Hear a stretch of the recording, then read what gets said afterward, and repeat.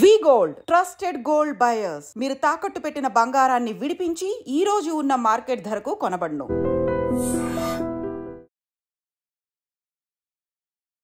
నమస్తే, welcome back to IT media. నేను మీ ఝాన్సీ.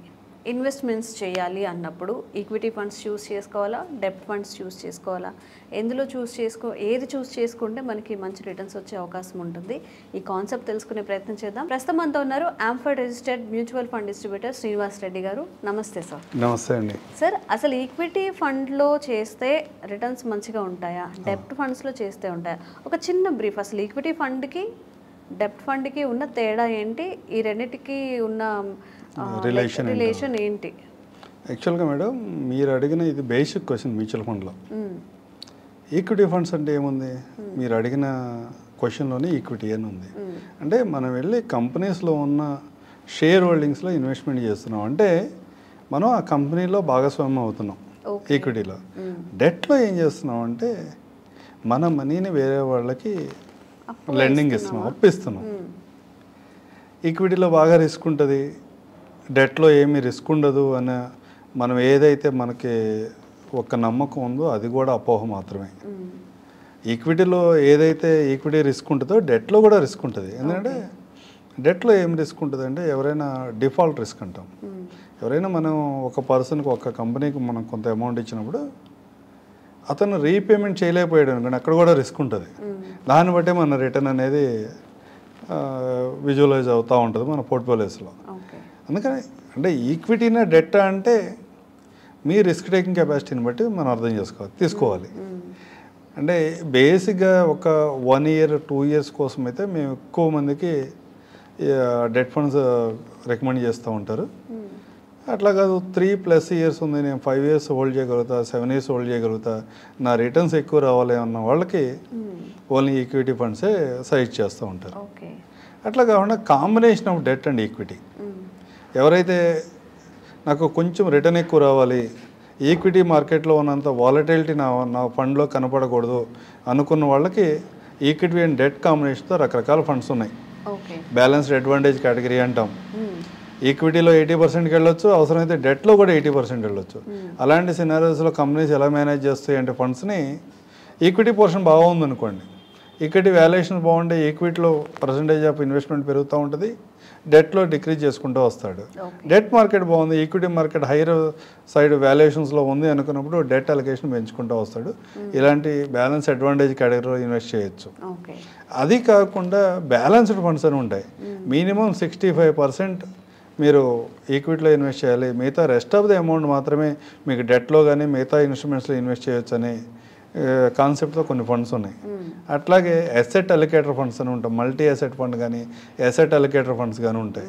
అలాంటి ఫండ్స్లో ఏం చేస్తామంటే మల్టీ అసెట్ ఫండ్ పర్టికులర్గా ఈక్విటీలో ఇన్వెస్ట్ చేస్తాం, డెట్లో ఇన్వెస్ట్ చేస్తాం, మెటల్స్లో కూడా గోల్డ్లో కానీ సిల్వర్లో కానీ ఇన్వెస్ట్ చేసే ఫండ్స్ ఉన్నాయి. అట్లా అసెట్ అలికేటర్ ఫండ్స్ అంటాం. వీడు కూడా రకరకాల అసెట్స్లో ఇన్వెస్ట్మెంట్ చేస్తూ ఉంటారు. ఇలాంటి ఫండ్స్ మార్కెట్లో అవైలబుల్ ఉన్నాయి. ఇప్పుడు మనం పర్టికులర్గా డెట్ ఈక్విటీ అన్నప్పుడు ఈక్విటీలో ఆబ్వియస్గా హై రిటర్న్స్ ఉంటాయి, డెట్లో తక్కువ రిటర్న్స్ ఉంటాయి. డెట్ ఈక్విటీని కంబైన్ చేసి మనం కనుక ఇన్వెస్ట్మెంట్ చేసినప్పుడు మీకు కొంత రీజనబుల్ రిటర్న్, అంటే దీంట్లో కూడా మనం రిటర్న్ ఎంత ఎక్స్పెక్ట్ చేస్తున్నాం అని బట్టి రిటర్న్ 10-12% ఎక్స్పెక్ట్ చేస్తున్నారు అనుకోండి, బ్యాలెన్స్ అడ్వాంటేజ్ కేటగిరీలో కానీ బ్యాలెన్స్డ్ ఫండ్స్లో కానీ మల్టీ అసెట్లో కానీ ఇన్వెస్ట్ చేయొచ్చు. దానివల్ల ఏమవుతుంది, డెట్లో ఉంటుంది, ఈక్విటీలో ఉంటుంది, గోల్డ్ అండ్ మెటల్స్లో కూడా ఉంటుంది. అట్లా కాకుండా 7%, 8% రిటర్న్ వస్తే చాలు. ఏదన్నా కండిషన్స్లో మార్కెట్స్ కనుక అవుట్ పర్ఫామ్ చేసినప్పుడు నాకు 1%, 2% ఎక్స్ట్రా రిటర్న్ వస్తే చాలు అనుకున్న వాళ్ళకి ఈక్విటీ సేవింగ్ ఫండ్స్ అని ఉంటాయి, సేఫ్గా ఉంటాయి. 70% డెట్లో ఉంటుంది, ఒక 30% మాత్రమే ఈక్విటీలో మేనేజ్ చేస్తారు. అలాంటి ఫండ్స్లో ఇన్వెస్ట్ చేయొచ్చు. ఇట్లా రకరకాల ఆప్షన్స్. ప్రతి ఆప్షన్ కూడా మీ అవసరానికి తగ్గట్టుగా ప్లాన్ చేయాలి, కానీ పర్టికులర్గా నేను వీటిలో ఇన్వెస్ట్ చేస్తా, వీటిలో వద్దు అనే కాన్సెప్ట్ ఏముండదండి. మనకు వచ్చే సంపాదనని బట్టి మనం ఎందులో ఇన్వెస్ట్ చేసుకుంటే బాగుంటుంది, సేఫ్ జోన్లో ఉంటాము, రిటర్న్స్ ఎక్కువ ఉండేవి అంటే బేసిక్గా మనకు వచ్చే సంపాదన బట్టి కాదు, మనం ఎన్ని రోజులు హోల్డ్ చేస్తాము ఇన్వెస్ట్మెంట్ని. లాంగ్ టైం మనం మీరు మ్యూచువల్ ఫండ్ ఇన్వెస్ట్మెంట్స్లో 1 dayలో విత్డ్రా చేసుకోవడానికి ఆప్షన్ ఉంది, 7 days పార్క్ చేయొచ్చు, 7 డేస్లో 7 డేస్ కాదు 2 డేస్ 3 డేస్ కూడా మీరు విత్డ్రా చేసుకోవడానికి కొన్ని ఫండ్స్ అవైలబుల్ ఉంటాయి. అట్లాగే లాంగ్ టర్మ్ కూడా 30 years 40 years ఇన్వెస్ట్మెంట్ చేయడానికి కూడా దీంట్లో రకరకాల ప్రొడక్ట్స్ ఉంటాయి. మీ అవసరానికి తగ్గట్టుగా ప్రొడక్ట్ని డిజైన్ చేసుకోవాలి. మీ అవసరానికి తగ్గట్టు మీ అవసరం ఏంటి, దాంతోపాటు మీ రిస్క్ టేకింగ్ కెపాసిటీ ఏంటి, దానికి డిసిప్లైన్డ్గా మనం ఎంతవరకు హోల్డ్ చేయగలుగుతాము, డిసిప్లైన్గా చేయగలుగుతాము, ప్లస్ మధ్య మధ్యలో మీకు వచ్చే అవసరాలను మీరు ఎలా తీర్చుకోగలుగుతారు, వీటన్నిటిని అర్థం చేసుకుని ఈక్విటీనా డెట్ లేకపోతే రకరకాల ఫండ్స్లో ఇన్వెస్ట్ చేయొచ్చు. ఇలాంటి కేటగిరీస్లో ఇన్వెస్ట్ చేసుకున్నప్పుడు మనకి జనరల్గా అయితే ఈక్విటీ కన్నా డెట్లో తక్కువ రిటర్న్స్ ఉంటాయి, కానీ పీస్ ఆఫ్ మైండ్ కొంచెం ఎక్కువ ఉంటుంది. కానీ పూర్తిగా డెట్లో కూడా ఎప్పుడు మైనస్ అవుదా అంటే రీసెంట్ టైమ్స్లోనే ఒక ఫండ్ హౌస్లో చూసాం. అంటే మైనస్ అవ్వలేదు, కానీ కొన్ని సందర్భాల్లో పర్టికులర్గా కోవిడ్లో జరిగిన ఇన్సిడెంట్ ఒక 6 months వరకు వాళ్ళు రిడమ్షన్ని బ్యాన్ చేశారనమాట. Asset management company redemption ban చేసి మళ్ళీ లేటర్ ఒక 6 months తర్వాత నుంచి ఓపెన్ చేసి ఎవరి డబ్బులు వాళ్ళకి ఇచ్చారు. అలాంటి సందర్భంలో వాళ్ళందరూ కూడా ఎవరు లాస్ కాల.